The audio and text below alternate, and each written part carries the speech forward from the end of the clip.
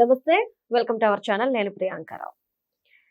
నారా లోకేష్ గారు సోషల్ మీడియాకి స్వేచ్ఛనిచ్చారు, ఇక ఏదైనా చేయొచ్చు అన్న పాయింట్ ఆఫ్ వ్యూలో జనాలు ఉన్నారు.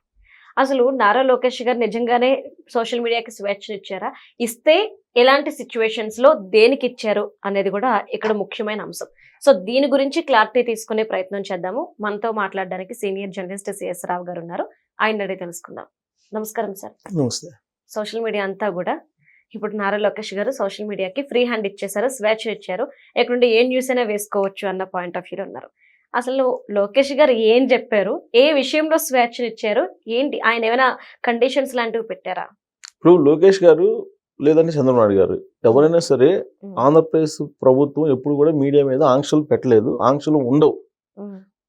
తెలుగుదేశం పార్టీ అధికారంలో ఎప్పుడున్నా కానీ మీడియాకి స్వేచ్ఛ ఉంటుంది అనేటువంటి అభిప్రాయం ఎక్కువ మందిలో ఉంది. కాకపోతే మారినటువంటి పరిణామాల దృష్ట్యా, రాజకీయ పరిణామాల దృష్ట్యా గతంలో మాదిరిగా తెలుగుదేశం పార్టీ కూడా లేదు, తెలుగుదేశం పార్టీ ప్రభుత్వం కూడా లేదు. ఎందుకంటే నాకు దాదాపు 30 సంవత్సరాల నుంచి నేను జర్నలిజంలో ఉన్నాను కాబట్టి ఉమ్మడి ఆంధ్రప్రదేశ్లో చంద్రబాబు నాయుడు గారు ముఖ్యమంత్రిగా ఉన్నప్పుడు మీడియాకి స్వేచ్ఛ ఎంత ఉందనేది నాకు తెలుసు. మీడియాలో ఏదైనా ఒక న్యూస్ వస్తే ఇమీడియట్గా దాని మీద యాక్షన్ ఉండేది. అందువల్ల మీడియాకి ప్రాధాన్యత ఉండేది. అంతేకాదు మీడియాని అది రాయొద్దు ఇది రాయొద్దు అని చెప్పి రిస్ట్రిక్షన్స్ పెట్టి లేదంటే ఉద్యోగాలు తీసేసిన పరిస్థితి కానీ ఎప్పుడూ లేదు. తర్వాత మీకు 2004 తర్వాత పరిణామాలు మారిపోయి ఏ స్థాయికి వచ్చింది వాళ్ళ మీడియా?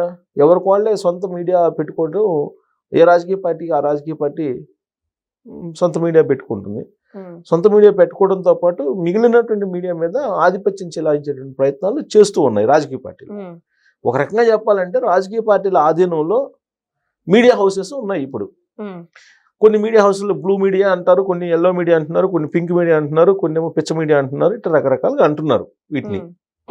సరే, ఏ మీడియా అయినా సరే ఇప్పుడు జగన్మోహన్ రెడ్డి గారు ముఖ్యమంత్రిగా ఉన్నప్పుడు ఒక సెక్షన్ ఆఫ్ మీడియాని అలౌ చేయాల, చంద్రబాబు నాయుడు గారు ముఖ్యమంత్రిగా ఉన్నప్పుడు ఒక సెక్షన్ ఆఫ్ మీడియాని అలౌ చేయట్లా. ఇది మనం చూస్తున్నాం. సో మీడియాకి స్వేచ్ఛ అనేది గత 15 సంవత్సరాల నుంచి దాదాపుగా అంతరించిపోయిందని చెప్పుకోవాలి. అయితే సోషల్ మీడియా వచ్చింది. సోషల్ మీడియా వచ్చిన తర్వాత కట్టడి చేయడం అనేది కష్టమైపోయింది. ఎందుకంటే మామూలుగా మెయిన్ మీడియా, ప్రింట్ మీడియా కానీ ఎలక్ట్రానిక్ మీడియా కానీ లిమిటెడ్గా ఉంటుంది కాబట్టి కట్టడి చేయొచ్చు. సోషల్ మీడియాని ఎట్లా కట్టడి చేస్తారు? మొబైల్ ఉన్నటువంటి ప్రతి వాళ్ళు ఏదో ఒక వీడియో పెడుతుంటారు. సో దాన్ని కట్టడి చేయడం అనేది అంత ఈజీ కాదు. కాబట్టి దాన్ని కూడా కట్టడి చేసేటువంటి ప్రయత్నం చెయ్యాలి, కట్టడి చేయాల్సిందే, దానికి కొన్ని చట్టాలు ఉన్నాయి అని చెప్పి అవగాహన కల్పించాలనేటువంటి ప్రయత్నం ప్రభుత్వాలు చేస్తూ ఉన్నాయి. ఎందుకు చేస్తున్నాయంటే ఈ సోషల్ మీడియాని ఉపయోగించుకొని వ్యక్తిత్వ హననం చేస్తున్నారు, పర్సనల్ డ్యామేజ్ చేస్తున్నారు. పర్సనల్ డ్యామేజ్ చేయకుండా మీకు విధానపరమైన అంశాలను విమర్శించిన లేదా విధానపరమైన అంశాల మీద సలహాలు సూచనలు ఇచ్చినా తీసుకోవడానికి ప్రభుత్వాలు సిద్ధంగా ఉంటాయి. ఆ విషయాన్ని లోకేష్ గారు చెప్పారు నిన్న సోషల్ మీడియాకి సంబంధించిన అంశాన్ని గురించి మాట్లాడుతూ. ఏదైనా సూచనలు సలహాలు ఇస్తే అవి వాస్తవాలు అనుకుంటే డెఫినెట్గా స్వీకరించి రెక్టిఫై చేసుకోవడానికి ప్రభుత్వం సిద్ధంగా ఉంది. కానీ ఎవరైతే వ్యక్తిత్వ హననం చేస్తుంటారో లేదా గాసిప్స్ లేపుతుంటారో వాళ్ళ మీద మాత్రం ఖచ్చితంగా చర్యలు ఉంటాయని చెప్పి హెచ్చరించారు ఆయన. చెప్తూ ఈవెన్ దాంట్లో పార్టీలు కూడా కాదు, పార్టీలకు అతీతంగా చర్యలు ఉంటాయని చెప్పి కూడా హెచ్చరించారు. హెచ్చరిస్తూ ఇంకొక ఉదాహరణ కూడా చెప్పారు. భారతిరెడ్డి గారి మీద వ్యక్తిత్వ హననం చేస్తూ వీడియోలు పెట్టినటువంటి వాళ్ళని అరెస్ట్ చేయించాం మేము అని చెప్పి కూడా చెప్పారు. అంటే పార్టీలకు అతీతంగా వ్యక్తిత్వ హననం చేసినటువంటి వాళ్ళని సోషల్ మీడియాలో ఖచ్చితంగా చట్ట ప్రకారం శిక్షిస్తామని చెప్పారు.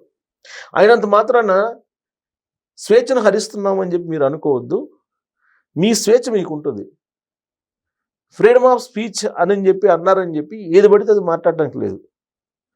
ఫ్రీడమ్ ఆఫ్ ఎక్స్ప్రెషన్ అనేది రాజ్యాంగంలో ఉంది కాబట్టి ఏది పడితే అది మాట్లాడటానికి చట్టం ఒప్పుకోదు. కాబట్టి చట్ట పరిధిలో మీరు ఏం చేసినా నో ఇష్యూ.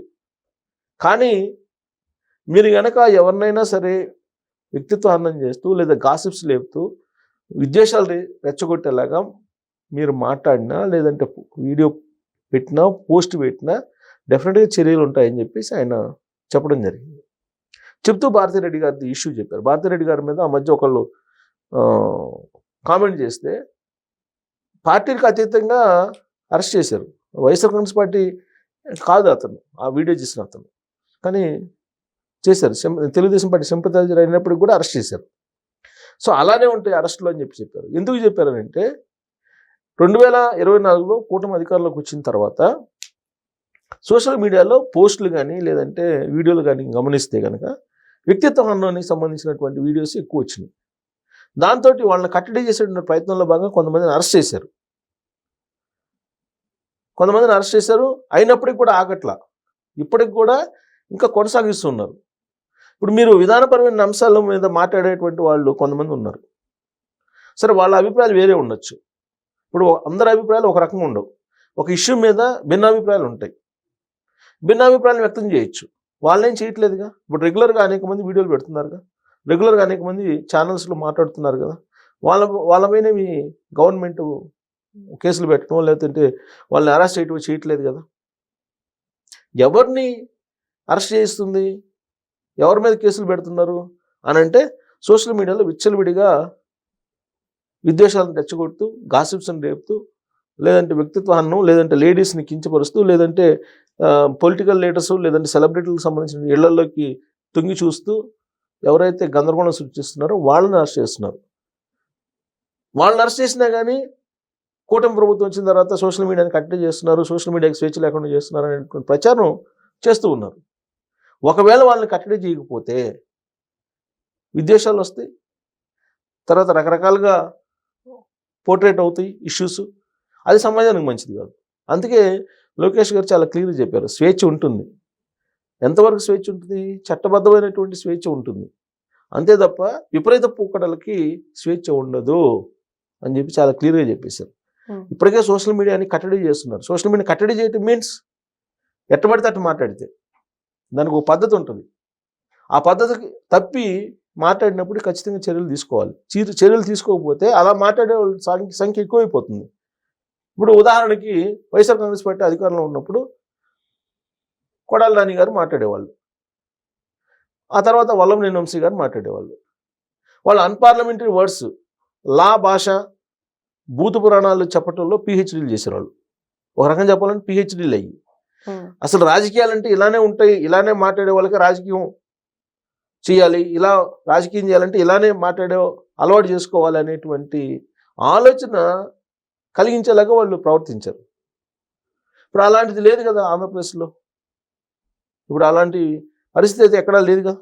అన్పార్లమెంటరీ వర్డ్స్ అధికారంలో ఉండేటువంటి వాళ్ళు, రాజ్యాంగబద్ధ పదవుల్లో ఉన్నటువంటి వాళ్ళు మాట్లాడుతున్నట్టు దాఖలాలు ఎక్కడన్నా ఉన్నాయా?